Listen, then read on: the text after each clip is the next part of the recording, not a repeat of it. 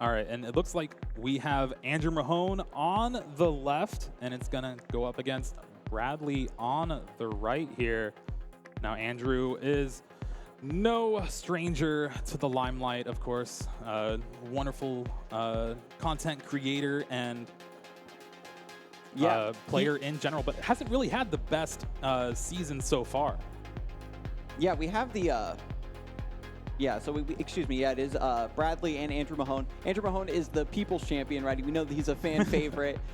People have been really excited to get him on the stream finally. And it's just a matter of, will this be where his luck finally turns around? We know that he's been showing up to these events, trying to do right by his community. And now it's just a matter of, has the meta finally settled down enough? Has it finally shifted in his favor? Yeah, well, we'll have to see. He's making it here on the table, and that means one thing. You're one win away from potentially locking up a day 2 spot here. You'd love to see that. Getting your win and in broadcasted like this is, like, as you said, something he's used to. He's used to being on the camera. Big shout out to Andrew Mahone for helping with the Top Tech Academy videos, but his opponent's not going to let that get to him, right? At this level, you can't let your opponent's status shake you at all. Like, oh, I recognize this guy. And a lot of the players we've seen today on the stream, are people that you will recognize. If you're deep in the Pokemon TCG competitive scene, these are storied names that have been competing for years and years. And now we're out here to just have a good, clean game. At this point, once your cards are down and shuffled, you aren't thinking about all this extra stuff that's affecting the scene, the competitive meta. You want to focus on the game at hand. And we actually do have the decks. Both of them are playing now. So Bradley Ireland on the right, he is going to be playing Mew, VMAX, Genesect. So classic deck. Looking through the list, nothing too stand outish so far. No big Paracel here. And then coming to Andrew Mahone, it's Arceus, Beedrill. You love to see it. I was just talking about it beforehand. And with the no big Paracel on Bradley's side of things, it's going to be a little bit hard to work, and 2 Alessa Sparkles in the prizes to go along with it. Oh, yeah, the 2 Alessa Sparkles in the prizes is going to be rough and getting set up, but if we can get one early KO, if we can get lucky, get that first attack, then the Alessa Sparkle will rescue. It'll be one of the first prize cards grabbed. And again, the big Parasol tech was something we touched on very early on, like right at the beginning of the broadcast, as a way to stop that persist sting effect from the Beedrill. And if that is able to get set up, even if it's not ready to attack, just the threat of this Beedrill on the bench, the potential to switch into it, attach 1 energy, and then get that KO on any Pokemon that has a special energy attached is immensely threatening. But Bradley, off to a great start, has the Mew V, has the Meloetta in the active, and hopefully we can get this swapped to safety here pretty soon if Andrew tries to do anything too shaky to get the Meloetta off. You want that Melodious Echo at your disposal at any time. Yep. Starting off with the Ultra Ball, does have to discard a Mew VMAX, which could hurt in the long run here, and a Psychic Energy go along with it, knowing what Andrew's playing. But being able to search the deck now, you get to see what cards are prized. You're like, oh man, there's a lot of Alessa Sparkles prized. It's going to be a little bit hard of a game here for the Melodious Echo side of things. But Mew V is found, and maybe we'll see some Battle VIP pass. But going to have a pretty strong turn in this matchup specifically. Ooh, who needs There's the setup. Has the double Genesect V. Going to activate that Fusion Strike system. Draws up to 4 cards in hand. Does find a Cramomatic, so can discard and continue on with the turn here, but just opts to pass. Doesn't need anything else. You already got that energy attachment for turn. You got the Mew V on the bench. And now it's up to Andrew to get things set up here. These Arceus decks are so powerful once they get up and running, but the stumbling block we've seen consistently over the course of the Swiss rounds is just sometimes their setup is just 1 or 2 turns too slow. And with such a powerful opening from Bradley, I worry that Andrew might not be able to get it happening. This was, of course, Arceus, as we said, the big challenger that finally started to show the weaknesses in the Mew VMAX deck.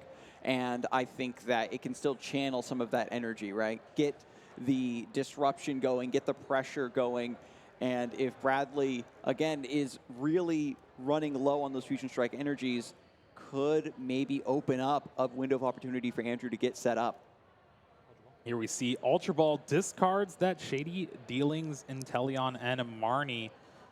Most likely going to find that Arceus V to get that going, and we'll have to see what Andrew can do this turn. The best possible turn is probably get that double turbo energy, get another Arceus to charge up, and Trinity charge for the turn with maybe like a scoop up net on that Galarian Zigzagoon, but that's asking for a lot, and if you do that, you're still leaving your Arceus V open to be knocked out in the active spot with that Meloetta. Yep, Palpad putting another supporter from the discard pile back into the deck. Shuffling that now, and at least Andrew has the Arceus. That's all you want to see. If we can get an energy attachment this turn, that'd be really sweet. And going back to Bradley, things are going to get pretty dicey. This Galarian Zigzagoon is pretty much donezo. Professor's Research now, drawing all the way up to 7 cards. Two pretty important things found for Andrew here. It's going to be that second Arceus V and the Big Charm. So Big Charm can help one kind of stay in play just a little bit longer, and maybe even in combinations with that Charon's Care. True. And does have a water energy to get attached for the turn as well, but nice. As the scoop up net gets to save that Galarian Zigzagoon. So many of these games have come down to being short 10 damage. It's happened so much throughout today, way more than you'd think. And who knows if that now access to the tantrum, the headbutt tantrum for that 10 damage can really matter here in game 1. And here we're going to see a keep calling from Andrew for the turn. And it's okay because you can just Raihan or Melanie back the water energy that you need. I don't believe he's actually playing Melanie, just the Raihan. But again, having all 4 Sobble in the deck, not too bad. What you want to see here, and even if one does get knocked out, you still have plenty backup. Yeah, so again, there's 1 Raihan in the list. Gonna hopefully make use of that next turn. And the Sobble here is crying. He's got to kind of sacrifice himself. Ooh. Take one for the team. Well, that's Pokemon a big catcher, one. though. So heads on a Pokemon catcher, heads on Cramomatic, and Bradley is off to the races here, finds the only other Alessa Sparkle in the deck. And that's all you need. You only need this to go off once. You're going to get the Fusion Strike energies out of the deck onto the Pokemon you want them to be on. Here we go. Meloetta carrying 2 now for the team. Just a little awkward that the Cramomatic had to discard the Power Tablet, because now you just still need a Power Tablet or Choice Belt to take the knockout here. But, well, you just already have it in hand. Not bad. So many strong pieces coming together here for Bradley. Taking down an Arceus V like this, getting 2 prizes, means that you have so many more turns in order to just take out single prizers, right? Start sniping these Sobbles, and you don't seem to fall too far behind. Andrew right now needs to get the Arceus V-Star set up and try to work his way into KOing some of these Genesects perhaps. But the Meloetta is such a huge threat to take out, but it's only 1 prize, and it messes with your mapping sometimes. Well, here is the Rotom Phone. I believe finds an Ultra Ball for the top of the deck and has the knockout, and now you're just setting up for the next turn. Bradley hoping to find maybe a couple more Fusion Strike Pokemon in play, but no. Just takes the knockout. We'll find both the Alessa Sparkles from the prizes, and don't really need those cards now, but it'll be fun. Grabbing 2 prizes, getting that KO. Second Arceus now up and running, has the Big Charm attached and the evolution, goes for Star Birth. Andrew Rohn playing this really quickly, right? You want to save a lot of time here in game 1 because you know that up against Mew VMAX, one of the strongest decks in the format, you still need a lot of time. This is a deck that's going to be searching through the deck a lot, looking for certain cards, drawing a lot of cards, and activating a lot of abilities every single turn. So you got to make sure that you save as much time as you can. And Andrew Mahone, as we know, both players even, very skilled, and knows exactly what he needs to do for this matchup. and is now searching for the Raihan, has it set aside, thinking about what that second card is going to be. What do you think he's going to grab, Jeremy? It's looking like a level ball here for a Drizzile. Raihan can still nab you that double turbo energy that you need. But again, you could just grab the double turbo here too. Raihan is just that third search, so we'll most likely see some sort of Drizzile off the Raihan. Okay, there's Raihan, attaches the water energy to the Arceus V star, and now goes back into the deck and grabs the level ball. Cashes that in to get the Drizzile.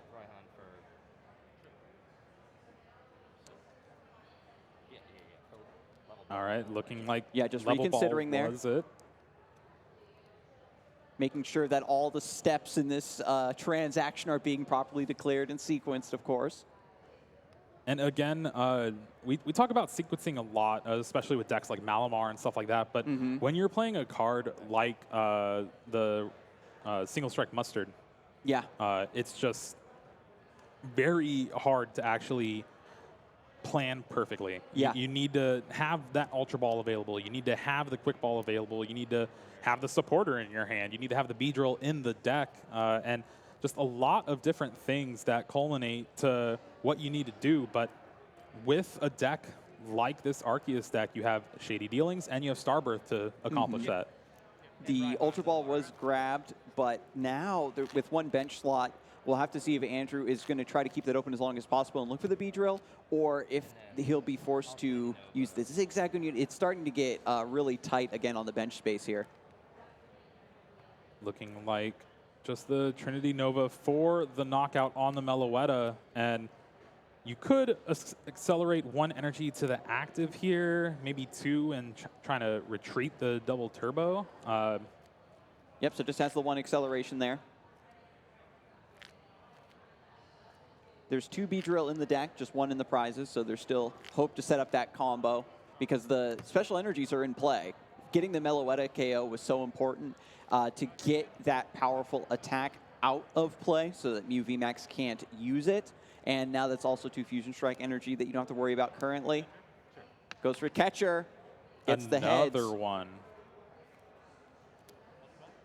Ultra Ball gets rid of both of the supporters that he just found off the prizes, finds that Mew VMAX, so now you have another attacker on the board since that Meloetta got KO'd last turn. But still, there's only 3 Pokemon in play for Bradley. I'm used to seeing this deck have 6 all game. You get set up on turn 1, and then that's that. We didn't start to see small benches like this from Mew VMAX until people were running like Galap Stadium and Avery trying to target it specifically. But now the Cross Fusion Strike. Another heads on Cramomatic. You got another little shake of the head from Andrew there. And what is Bradley looking for here off the Cramomatic? A Mew. Of course. Just needs Pokemon. Just gets them in play. Has the Genesect for more card draw. This is going to give you, of course, more draw. And Cramomatic, again, you discard one item card from your hand, and if you hit that heads, you can then search your deck for any card of your choosing. And we talk about it all the time, Jeremy, how powerful effects like that can be, because even if you whiff in Mew, you're still thinning your hand, allowing you to draw more with that Fusion Strike system. Looks like Echoing Horn off the top, switch, Ultra Ball, Quick Ball, nothing too much. So yeah, just gonna attack, take the knockout here. Going down to 3 prizes now, Bradley is. And Andrew is looking to eye down, hopefully, a Mustard turn. Arceus V-Star coming back up into the active. With the KO on the Drizzile, it is a little bit sad. You know, you can't scoop up net, recycle that, keep searching. We know there's not another Arceus V to pivot to once this main attacker goes down. So we certainly need the Beedrill to happen here. I wonder if Andrew has the right combination of cards in the hand. Well, with 5 cards in hand and a Quick Ball and Ultra Ball, oh no, there's 6 cards. Okay, yeah, so you can bench the Galarian Zigzagoon or the Arceus. You Ultra Ball away the cards you can't play. You go and grab a Drizzile. You Quick Ball away the one Pokemon that you don't want to bench. And then Shady Dealings will go and get that Single Strike Mustard. Okay. And it looks like that combo is all coming together. Andrew just double checking here. Was playing very quickly at the start, but now that things are getting a bit more dire, has to slow down and just double check, make sure everything is going correctly. Oh, actually opted for an Ultra Ball here off the Drizzile. So finding just another Drizzile. Wonderful. Ultra Ball into another Drizzile, into the Mustard. Getting the Drizziles out of the deck. Just thinning allows you to, again, set up that scoop-up net for later on so you can recycle those. Here comes the Mustard. You search your deck for a single strike Pokemon and put it directly onto the bench. Doesn't matter if Beedrill is stage 2, he just gets to come right on down. And now, the thing that benefits Andrew the most here is the training court on Bradley's side of the board. Andrew just discarded a Grass Energy with Ultra Ball. Now, if you miss the energy off these 5 cards, you can just training court it back to your hand. There's your energy for the turn and 3 easy prizes. And here's the 5 from Single Strike Mustard. Jump through a lot of hoops to get that combo to go off, and now it's finally paid off. There's the energy attachment. Uses the training court to go fishing, gets the second Grass Energy, and now Andrew has the answer. Goes for the retreat here with the double turbo. Goes for Persist Sting. Gets the immediate knockout on any Pokemon that has special energy attached to it. Once again, Bradley not running the new Big Parasol technology. And with that, Andrew's just one boss's orders away from being able to take a knockout on the Genesect V on the bench with 10 damage, or even just the other Genesect. There's no more double turbo on the Arceus V-Star, and Bradley is in a very dire position right now. The main attackers are getting scooped up. You're starting to get strangled out of this game with less Fusion Strike Pokemon in play. Your Fusion Strike systems draw you less chance to get those outs that you need. And the hand is just, still full of Search, but with an Ultra Ball, you have to get rid of a lot of resources in return. Here goes the Quick Ball. Has to figure out what to discard for it. Switch is the answer. And now Quick Ball's going to go looking. But without Mew V Max, it gets really dicey to be able to actually put up the numbers you need. Yeah, just finding another Genesect to try to draw more cards. It's one of those spots where you just need too many cards to actually try to search for the one card you need. Granted, that is what Genesect is good at, is drawing cards. Overwrites the training court with Rose Tower. Thinning the hand down a little bit, can draw one card here, finds Power Tablet. Can cash that in now to make more room in the hand. That was definitely an awkward draw, though, because you saw the hand there with Bradley. Having the Ultra Ball with that Fusion Strike energy and the Echoing Horn, those are 2 cards you don't really want to discard. It's going to have to discard one of them, and then you just hope to draw something bad off the top of your deck, like another Battle VIP pass. But ends up drawing the Power Tablet, and I think that might be the last one. Yes. So no Power Tablets. This means you have to go back to 2-turn knockouts as Mew VMAX. That is blasphemous. You don't get your damage modifier. So Bradley now is...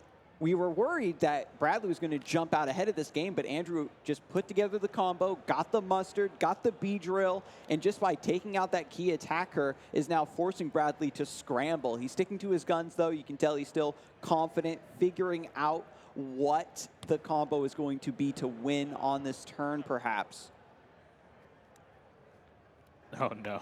Those were 2 cards that didn't really matter too much. I guess the Oricorio would matter. Here's the last Fusion Strike system. We get one more extra card because of the Oricorio coming into play. We're drawn up to 5. So the Oricorio stops the knockout on like other Genesect V, but that one with 10 damage is still just enough to take the KO. So a single energy and boss's orders is still the game for Andrew here, and Bradley is just living on a prayer, trying to figure out a way to get these last 3 prize cards.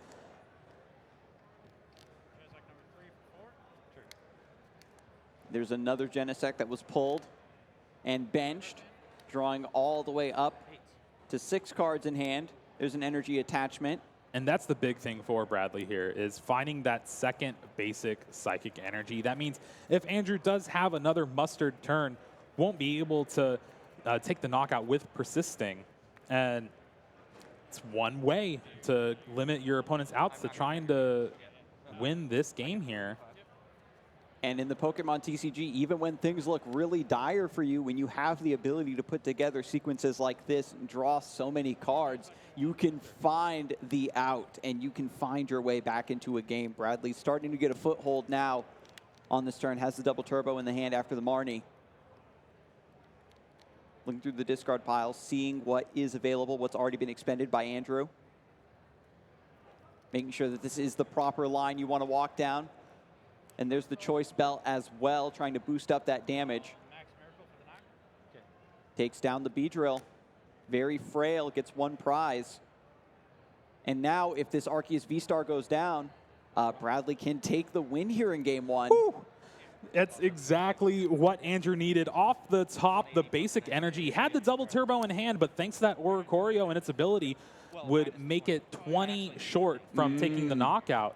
So with that, just needed that one basic energy on top. Who would have thought? So you can sidestep the damage reduction for the double turbo energy, use the basic to attach, and Andrew clutching it out there right as Bradley was about to start turning the game back in his favor. Andrew says no, gets that top deck, and that's how you know that you're having a good day, is you're on your winning end, and then you have that clutch top deck to just say let's go. Oricorio finding its way, of course, back into these Mew decks now that they need to be a bit more respectful of what the opponent's decks are capable of doing. Everybody sort of reformed the damage numbers that they can hit in order to first deal with Mew VMAX, and now Arceus, right? Arceus V-Star with the big charm is also the big numbers that players are trying to hit right now, 310, 320. Yeah, and that's where Oricorio really comes in handy. It just, when you're playing against an Arceus V-Star,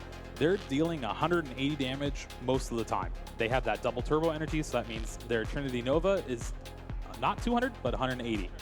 Sometimes that has a choice belt, that's 210. But if they don't have any damage modifiers, they're doing that 180, and you have that Oricorio, they're not taking a KO on any of your Pokemon V. And when you force your opponent to give you an extra turn because they didn't get the KO, you just have, again, you have another chance of having an explosive turn full of draws. We've seen players miss out on the opportunity to KO that Mew because it just gets out of the way with Psychic Leap. And suddenly it's just right back into the deck. All that damage has gone to waste. And Andrew knows that B-Drill is one of the ways that you can put a stop to that. Just one Pokemon, one energy going for it. But looks to be a mulligan here for Bradley. Andrew's going to start with an extra card. Oh, wow. That's just a lot of Pokemon and Pokemon Search in the prizes there for Andrew. Sobble, Inteleon, Arceus V-Star, double Quick Ball, and the Evolution Incense. Losing out on the Quick Ball is rough because you needed to get those Sobble set up, but you also needed to thin your hand to set up for the Mustard. Yeah, you still have access to Ultra Ball, but it's just going to tax those resources even more. Looking like another mulligan from Bradley here. More mulligans coming in. We saw this earlier in the Swiss rounds, and this isn't common, right? I think with Mew specifically, there's a lot of basic Pokemon that you can at least start with one. So this is a little bit unusual. Yeah, it's really just you get those hands sometimes. Yeah. You play so many item cards, and sometimes you just shuffle into the way where, yeah, it's just going to look all the same. And okay, I saw a Mew. Oh, it was a Mew VMAX. No! Another mulligan for Bradley here. This is not what you want to see after losing the first game. The quick balls being in the prizes aren't going to matter, right? No, you're just going to draw all the Sobbles. It's all good. All right, and Andrews keeps cutting the deck over and over again. He's cursing the opponent. We gotta get this game started, Andrew. Be nice. Oh no. Okay. It is an Oricorio though, but you do have that Battle VIP pass in hand to get a couple more Pokemon, get things going a lot faster than last game. All right, and nothing too important prized for Bradley, so even though Andrew starts off with a few extra cards, we all know that Mew VMAX is built entirely around getting tons of cards, so Bradley's going to make up for this card disparity right away on turn one. Battle VIP pass classic. When this card was first introduced, everybody was like, oh, you know, you don't use it when you're going first. You know, it's probably not worth the slots. And VMAX was like, no, wait, this is perfect. This is exactly what I need. And if it's beyond turn 1, it just becomes discard fodder. Yeah, and then you had Ultra Ball come back. And that made it even better for this deck, being able to just discard those extra copies when you don't need them later on in the game. You got Cram-O-Matic, you got Quick Ball. Really just a good mix of cards that really enable that card to be the best in this deck. The enabling an explosive start is so important because getting the Genesect Vs in play, getting a bunch of Fusion Strike Pokemon in play quickly, immediately, just means you're drawing that many more cards ahead of your opponent, so you can remain appropriately reactive to what your opponent is trying to do. So Mew V, Genesect V found. Name a more iconic duo. At least in this metagame, right? Arceus and Drizzile. Oh, yeah, true. That's another one. So Fusion Strike Energy on that Mew V. And looking at the hand, it's all right. This Rotom Phone's probably just going to keep that card on top for next turn and go from there. So Ultra Ball's pretty good, but are we thinking about put on top? You just need more Pokemon. So the Genesect is a way to just get a quick one here. Yep. Going to shuffle those back, and then the Genesect that was selected goes right back on top of the deck. That'll be Bradley's next draw. And not necessarily the draw for the next turn either. Yeah, I don't know if Bradley has enough cards to thin the hand down to 2 to draw that Genesect. There's Switch, Marnie, Alessa Sparkle, and that Mew VMAX. So just a pass of the turn, but pretty good turn 2 setup for Bradley here. All right, so here comes Andrew, goes through the energy search. This gives him the opportunity to also look through the deck, see what's been prized, see what you've got access to. I guess the one benefit about prizing both of those quick balls is you start that Sobble, so you can just keep calling for all of them. True, true. Having the Sobble in the active is not really that bad of a play because you have now the energy search to grab that water energy, do the keep calling, and go from there. Do you even want to go for the grass energy, actually, get that attached? Yeah, that way you can just trading court it later. I like that Andrew already adapting to, because every once in a while you get to make use of the tech in your opponent's deck, the way that these stadiums can affect both players. And training court, you know, it's the people's stadium. Well, I think that's why Andrew runs 2 copies himself, just because it pairs so well when you have to discard all your resources just to get that mustard up. Yeah, and then you just get the energies back, especially because, again, persisting, only 1 energy, very easy to get Trinity Charge, Trinity Nova up and running with the double turbo energy, and you just need the 1 basic attachment to shore that up. So overall, Andrew just specializes, of course, in piloting these sorts of engines. It just looks like an embarrassment of riches here for Andrew's hand, thanks to all those mulligans, and could opt to play that Ultra Ball, get some cards discarded. You don't really need that Beedrill from your hand just because Mustard only gets it from the deck. Oh, that is true. So you can use that as discard fodder. But here we're just going to see that keep calling. You get those Sobble in play, and you have access to every Drizzile next turn. Beautiful, beautiful. And also, again, while also looking through to look at the basic Pokemon, we're just still getting ahead for what is missing, what is prized, what I have access to. Because Andrew Mahone and Bradley were playing very quickly, all things considered, in the first game, they have a lot of a buffer here in game number 2. So now they're going to start getting a bit more focused, trying to plan ahead. That's really the strength of both of these decks. This is going to be a pretty good turn for Bradley here, though. Just has that Mew VMAX switched into it. Gets that Oricorio on the bench now. Does have that Alessa Sparkle in hand. Could play it, but opts for the Marnie, especially with the size of Andrew's hand. So it's pretty lucky that Bradley had that 1-of copy in hand. Yeah, and as I said, the mulligans ending up giving Andrew a good setup, but you can't make use of those extra cards for too long because of Marnie and because Bradley's just going to overtake you in terms of number of cards drawn. Quick ball now. Oh, no. I just got a peek at Andrew's hand. It's not looking too good. There's 2 scoop up net. Then I think a double turbo and a quick ball. Oof. So there needs to be something very strong drawn off at the top of the deck here. All the Drizziles are on the bottom. They were in the hand. Now they're in the Marnie zone. The Marnie zone at the bottom of the deck. Another Mew found for Bradley, so now he's drawn up to 5 cards here with each Genesect V. Just an amazing ability, and the fact that you can use multiple per turn, depending on however many Genesect you have. It's truly game-breaking. Draws up to 5 cards. Another quick ball. Discarding the training court. He's like, I'm not going to give you this training court. Not going to put the training court in play, exactly. Gets another Genesect. Now we can bench this. Draw back up to 6. And what's Bradley looking for here? Like, it's fine and dandy to do your combos and your setup and draw a bunch of cards, but what are you trying to do this turn? Still needs an energy, but is able to find it with the first card here. And, oh, that could be big. A Pokemon catcher, if that goes along with something like a Choice Belt, can take the knockout on an Arceus V and Tails. Tails. Okay, catcher's been getting a lot of heads today. We don't want to see too many of those. Yeah, even Bradley first game didn't flip Tails at all, but still could not pull it out thanks to that B-drill from Andrew. Okay.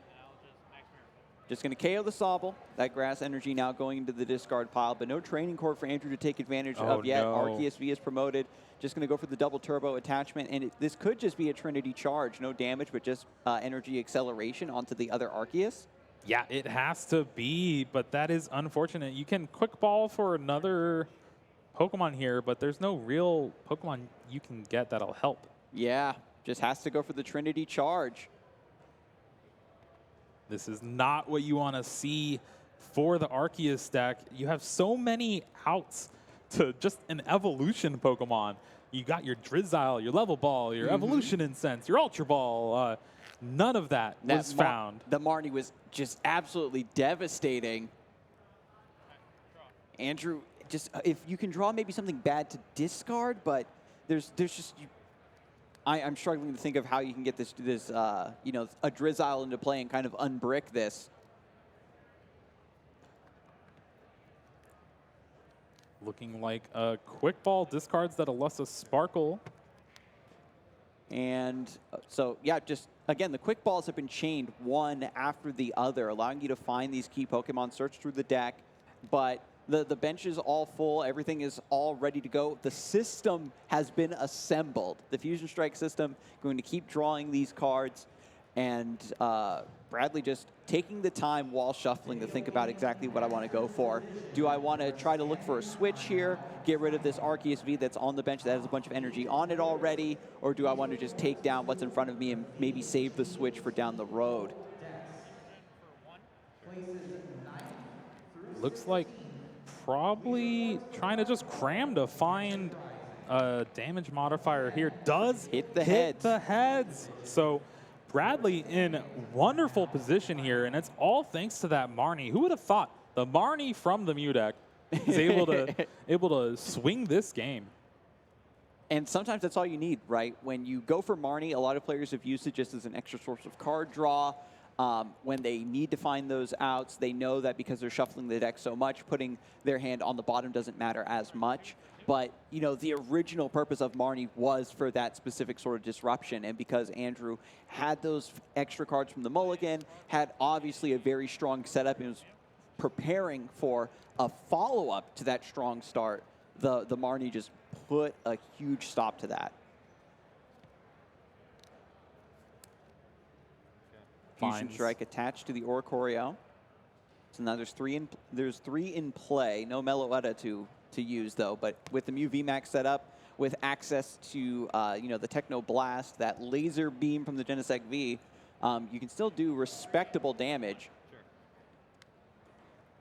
Another cross fusion system.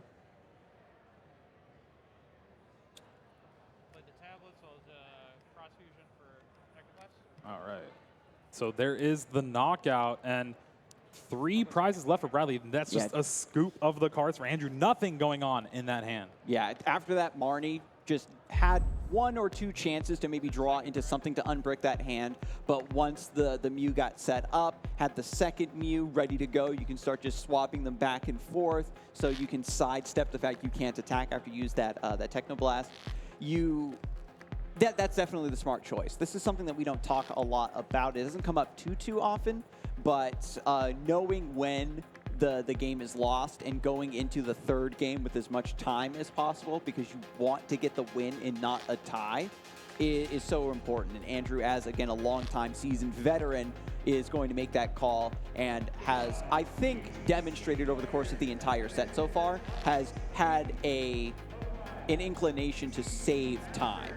Yeah, you kind of know when you're up against a deck like this Fusion Strike deck that they're going to have some pretty explosive starts. They're going to be able to take knockouts right away, and because of that, you never know if the games will actually go long or not. And when you're an Arceus deck, your games usually tend to go a lot longer than a lot of the other meta, but thanks to cards like the B-Drill, you're able to just right away take some prizes. We saw that game 1 took 15, 18 minutes at most. True. And if your opponent knows the writing's on the wall, once you get that B-Drill set up and they're like, oh, I don't have my basic energies, I only have special energies, there's nothing for me to pivot into, they potentially see the writing on the wall and can concede. So Andrew, ironically, also playing a deck that buys him a lot of time, perhaps in the long run. All right, it's looking like our players are getting ready now, drawing their hands for game 3. No mulligans from Bradley, but starts at Oricorio again. Comes in clutch. Well, we'll have to see the rest of the hand before we call it clutch or not. It's clutch against not giving more mulligans to Andrew. All right, so we got Arceus in the active for Andrew. So this is, hopefully we get the classic turn 1 attach into a double turbo follow-up, 2 Mew Vs in the prizes, and an Elisa Sparkle all the way at the top. And a couple quick balls for both players. Just seems like that kind of match for that card right now, at least. Battle VIP Pass finding the setup. Even if there's 2 Mew Vs in the prize cards, as long as you can get one to stick, you're feeling pretty good. If you jump out ahead as Bradley here, your Mew V is not going to be in any danger of getting KO'd. So you don't need to pivot into anything else. You're going to just fill up the bench, keep drawing a bunch of cards, and it's this very consistent setup that happens on turn 1, turn 2 that really skyrocketed Mew V up to the top of the format. There was never any doubt. Oh, not at all. Here we see Ultra Ball, the card of choice, discards Pokemon Catcher and Training Court. So again, just doing what you can to get the setup. Needs to find an energy. It's what you want to have going first with pretty much every deck in Pokemon, but for these two particularly, it really helps out. Finding that Fusion Strike energy and then being able to Melodious Echo is one of the best starts you can do. And speaking of good starts, has the Genesect V now, thinning the hand down, has a Cram-O-Matic, attaches the double turbo. Cram-O-Matic to go down to 0 potentially. Nope. Going to draw first, just to see if there's something better to discard. But just passes. Yeah, it does actually taking it pretty easy breezy. Don't want to discard those resources in hand. Power Tablet has shown to be too good, especially when you have that double turbo energy, reducing your damage output. That means that's even more important. Yeah, you've got to be able to hit those numbers. If you miss your window of opportunity, then you give Arceus another chance to attack. That's another round of energy acceleration, another chance for Mustard into B-Drill to happen to you. And so Bradley not going mad with power, going all in on just drawing a bunch of cards, still being very measured in saving key resources. Me, I love to just run away. If my deck is doing the thing that's doing, I'm going, me do cool thing. Me draw card, me happy. Then Genesect would be perfect for you. Ultra Ball does discard the Raihan, though, so that's something to look at later on if this game does go late. Level Ball will find another Sobble, so 2 Arceus and a Sobble, kind of what you want to see here to save against some escape rope plays from your opponent, or if they actually take the knockout on an Arceus V, you still have that backup. Now you just have to hopefully attach to the bench one and hopefully a supporter here. That's really what Andrew needs. He's consistently had like good setups. It's just that sometimes you can't pivot into something that gives you the proper follow-up or the proper pressure. Just goes for Air Balloon into Marnie, drawing up to 5. Has another Sobble in the hand. Dunsparce, not really needed for this matchup. Has an Energy Search, however. Can keep digging through the deck. Taking another deep look. Finds the Grass Energy. Could just see another keep calling here. With that Air Balloon, you're able to retreat. But again, you do that. You discarded the Raihan. That's one of your ways to accelerate energy into the Arceus if you miss the energy drops. And if you do the keep calling, you'll have to have that. The Sobble might be the way. Thinning the deck a little bit, trying to find a way to set up these Drizziles is so important. If we've seen it before, right, where if your opponent can snipe a Sobble at a key moment and deny a Drizzile, it just makes your hand dead, and you can't come back from that. But after the keep calling, it's going to be a full bench for Andrew. Yeah, and if you think about it, Andrew doesn't really need to leaves attack. one spot open. He doesn't really need to attack with Arceus early game. As long as you get that Mustard, get that Beedrill in play, those are pretty easy KOs for at least this point. You got that double turbo energy on that Mew. You got whatever Fusion Strike energy come down on a Meloetta, and from there, then you'll have time to charge up the Arceus. And most of Bradley's deck is just, again, outside of Meloetta and Oricorio, it's all Pokemon V. So you're getting a lot of bang for your buck every time you attack. So the prize map is definitely there. If you can maybe get a Persist Sting on a Mew VMAX, then all you need to do is, as we saw in the first game, snipe a Genesect, get the Meloetta or the Oricorio is that final prize you need. All the pieces are in place right now on Bradley's bench for Andrew to take advantage of. But with Ellis' Sparkle, now the damage is going to start raining down. And with the Fusion Strike energy in hand as well, that's just even bigger. Bradley's still going to need to find a way out of the active spot that Oricorio is there, but attaching to the Oricorio means just easy retreat away, take the KO. The full setup here for Bradley. I think that when it comes to Mew VMAX, this is a board state that you see all the time. It's so easy to get your hands on this, especially with the Battle VIP pass, getting you the Genesect. And now Andrew is, again, on the back foot. With all of this Fusion Strike energy in play, the Melodious Echo is going to start hitting big numbers. And there's not even an Arceus V-Star yet. No Starbirth to tie this hand together to try to set up that Mustard combo. And that was a big switch, two-switch off the top for Bradley there. Now you can save that Fusion Strike energy that's on the Oricorio and still deal 210 damage and possibly even more later on, especially because that's a card that Andrew doesn't really want to take a knockout on. You're already kind of covering, like we talked about, you're kind of covering the damage reduction that it offers. And if you could just get that out of the way, now Meloetta is definitely the bigger target to focus down. Here we see Ultra Ball for the Mew VMAX, so now we'll get that in play as well. And this turn has been pretty good looking from Bradley here. Has the switch and a Rotom Phone to set up that last Fusion Strike system from Genesect. And there it is. Rotom Phone once again, look at the top 5 cards. Figure out which one you want to go on top. We've got Power Tablet, we've got Quick Ball, maybe access to that. Also got a Power Tablet and a Power Tablet. It's looking like Quick Ball might be the option here. You already played your supporter for the turn, so no boss's orders. Could rely on something like a Pokemon Catcher, and that's where the Power Tablet would be good. But you only got one Fusion Strike system left. It's a lot of cards to draw, kind of just playing it safe here. Andrew also going to take the opportunity to shuffle that deck, put a little bit of his own energy into it. And there is, again, the switch you talked about, saving that Fusion Strike energy in play. And now Genesect drawing back up to 5. Still tons of resources to work with here. Boss's orders, Pokemon Catcher, excellent. Did find the Pokemon Catcher, so...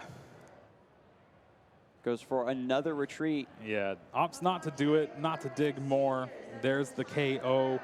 No threat of a return knockout from Andrew's side of things just yet, unless there is a Mustard play. But Wow, just the boss's orders on the Genesect V and retreat to the Dunsparce. This is not good. Ooh, Dunsparce just trying to hold the fort by a few rounds. We need Arceus V-Star to come through. We need Drizzile.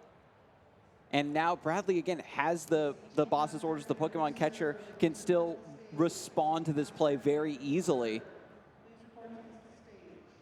Is Genesect V really going to end up stranded here?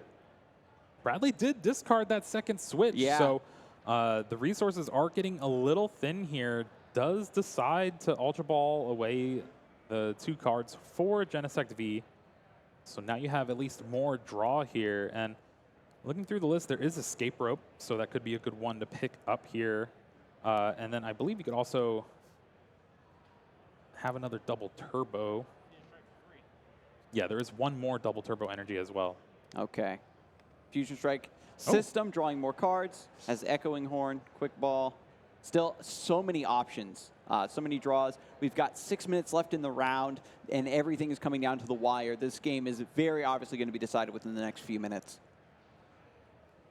Probably 6.5. You know? Yeah, I give it about 6.5 minutes. Maybe a little bit more, like 6:40. All right, and here's Pokemon Catcher. Tails has not been hitting these Pokemon Catchers, but again, it just thins the hand. Even if you fail, your consolation prize is drawing 2 cards, 3 cards. Wow, and finds Boss's Orders and Power Tablet, but those are cards you don't really want right now. You have Echoing Horn to bring back a Sobble.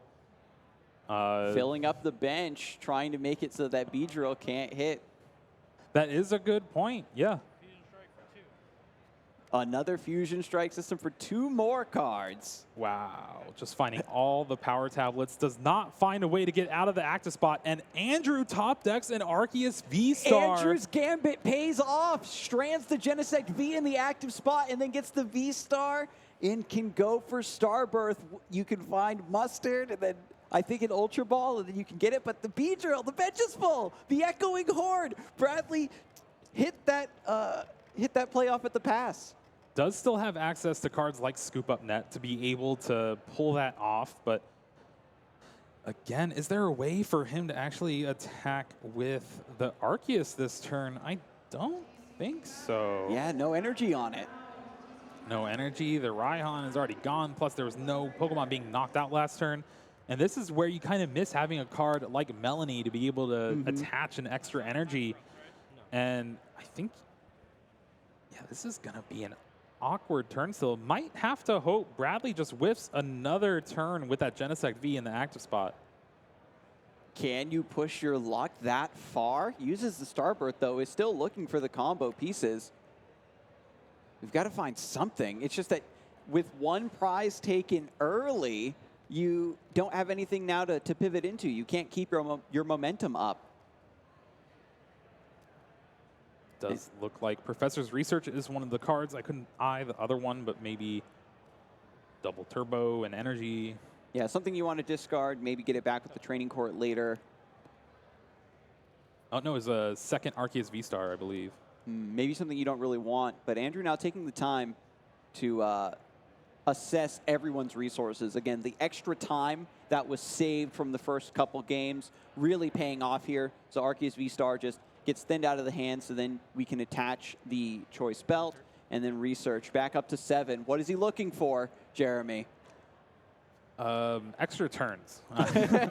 Does find an energy, so that will get things going for the following turn, but you are just at Bradley's mercy, and if he can find a way out of the active spot, there's still 3 Fusion Strike energy in play. That means your Arceus V-Stars are very close to being knocked out. Just a Boss's Orders and an energy attachment away. So as long as that Genesect V stays in the active spot, Andrew can take his time, get stuff going. But my word, is that just scary.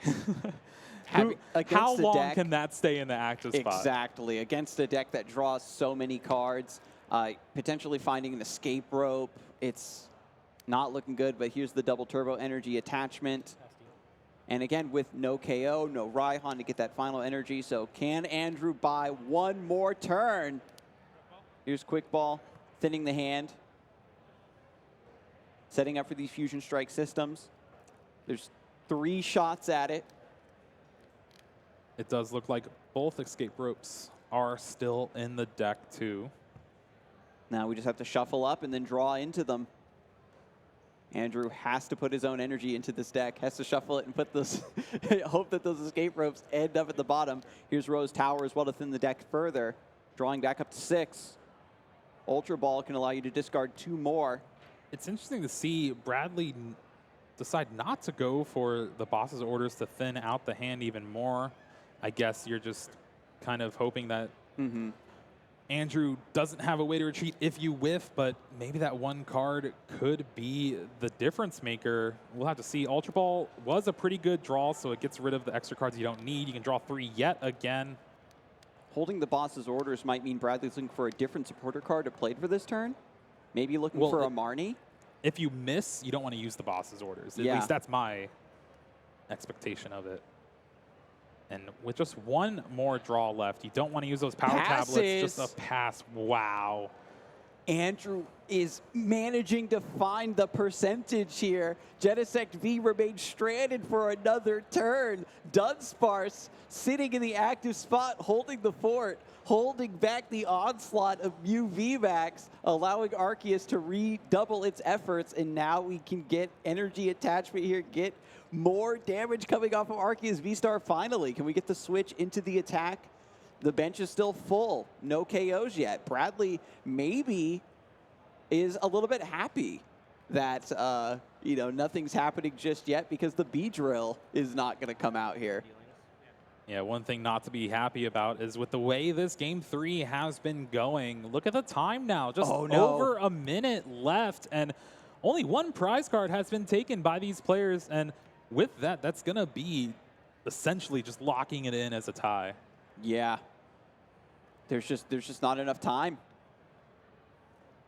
Now with the Inteleon, Andrew will be able to find the Scoop Up Net and Level Ball, so Scoop Up Net can pick up that Dunsparce if you want to get it out of the active spot. Level Ball can find a Drizzile, and then you finally get to start attacking. Yep, scoops it. Arceus comes up. That's the one with the air balloon on it, so we can pivot into something else when the need comes. Level Ball could also find the Galarian Zigzagoon to take the knockout, but you could also take that later on. You've already had this Genesect stranded in the active spot for a couple turns now. Why would you want to knock it out right away? Still sorting through. There's the Ordinary Rod. Ordinary Rod, and then also a Pal Pad is going to be played. Just thinning the hand out of cards, especially when you know your opponent is playing a Marnie. It's always something you have to watch out for. I believe Bradley did discard it earlier on in a couple turns, but it's still just heads-up play from Andrew. You need to thin down, and the time is called, and Andrew is turn 0. Yeah, I think that now the players are assessing the situation now that time has been called. We know that. Yeah. All right. He's like, you're going to try to take 5 prizes in 2 turns? Like, yeah, I don't think so. And with that, unfortunately for both players, it is a tie, but they're not out of it. It just means they still have another win it in next round. Yeah, the players, we were complimenting how well they were saving time there in the early games, but when it came to Game 3, it ended up just grinding down to a stalemate, right?